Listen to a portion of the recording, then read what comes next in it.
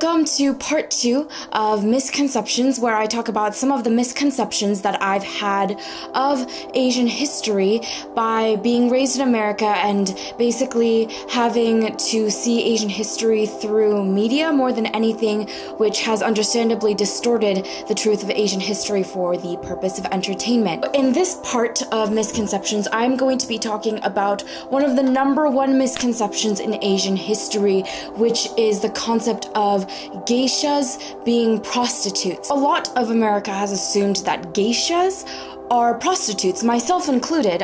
And why do we think that?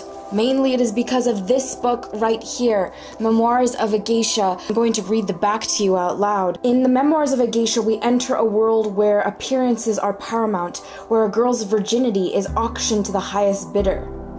The author, Arthur Golden, was actually sued by his main source of the book, a geisha named Mineko Iwasaki, for basically labeling geishas as prostitutes because he focused way too much on the process of mizoage. Now, mizoage is basically a coming-of-age process for young geisha, and it is sponsored by a patron who does have the right to their virginity.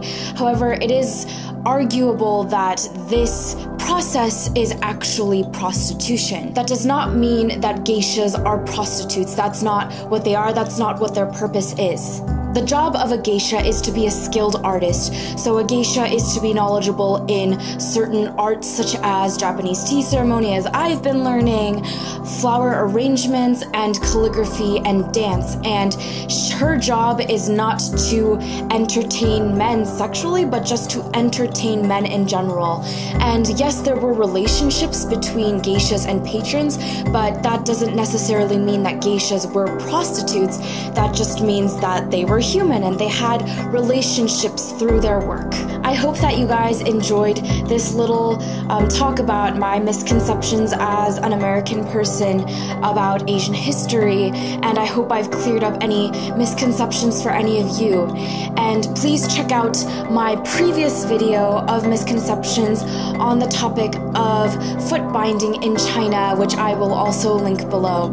Hope you guys have an excellent rest of the day. I will see you next time. Bye!